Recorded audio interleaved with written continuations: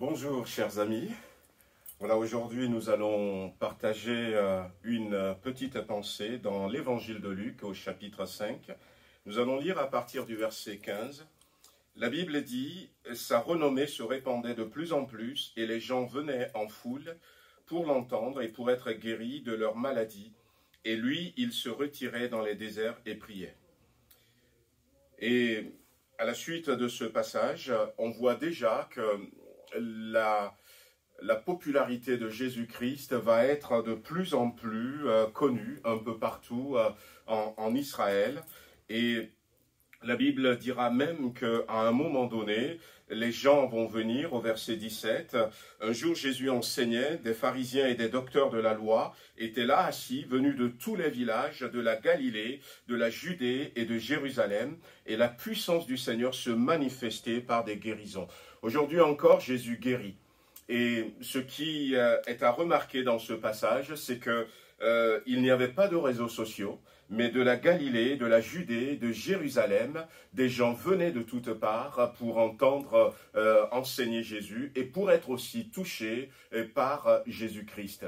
Une première leçon que nous pouvons tirer pour nous qui sommes là, nous devons parler de Jésus à nos contemporains. Aujourd'hui, le monde va mal, mais Jésus est la réponse. Jésus peut apporter de l'espoir, la paix, Jésus apporte la joie, Jésus apporte la guérison, et le monde a besoin d'entendre parler de Jésus-Christ. Et avec les réseaux sociaux en plus, nous pouvons parler de Jésus. Il y a tellement de choses qu'on entend, mais nous voulons rappeler ce matin que c'est de Jésus que le monde a besoin. Et la Bible dit, si nous continuons notre lecture, que voici des gens portant sur un lit un homme qui était paralytique cherchait à le faire entrer et à le placer sous les regards de Jésus. Et comme ils ne savaient pas par où l'introduire à cause de la foule, ils montèrent sur le toit et le descendirent par une ouverture avec son lit au milieu de l'assemblée devant Jésus.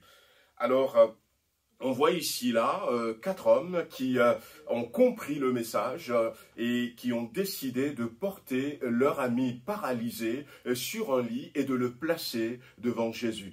Alors, on ne sait pas exactement d'où ils viennent, ces 4 amis. Est-ce qu'ils viennent de la Galilée? Parce qu'à ce moment, Jésus se trouvait à Capernaum, donc en Galilée. Est-ce qu'ils venaient de la Judée un peu plus loin? Est-ce qu'ils venaient de Jérusalem, qui est encore beaucoup plus loin? On peut estimer à peu près à 100 kilomètres Jérusalem de Capernaum. Mais ces personnes-là, ils avaient compris quelque chose. Il faut que notre ami soit devant Jésus.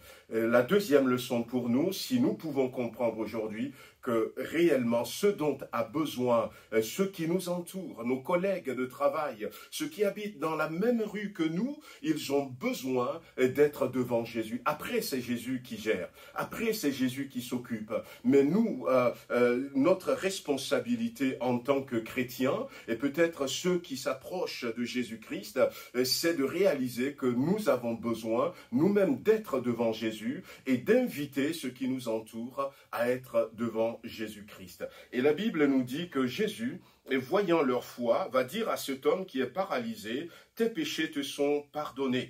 Et les scribes et les pharisiens se mirent à raisonner et à dire « Qui est celui-ci qui profère des blasphèmes? Qui peut pardonner les péchés si ce n'est Dieu seul ?» Et Jésus, connaissant leurs pensées, prit la parole et leur dit « Quelle pensée avez-vous dans votre cœur? Lequel est le plus aisé de dire « Tes péchés te sont pardonnés » ou de dire « Lève-toi et marche ». Or, afin que vous sachiez que le Fils de l'homme a sur la terre le pouvoir de pardonner les péchés, je te l'ordonne, dit-il au paralytique, lève-toi, prends ton lit et va dans ta maison.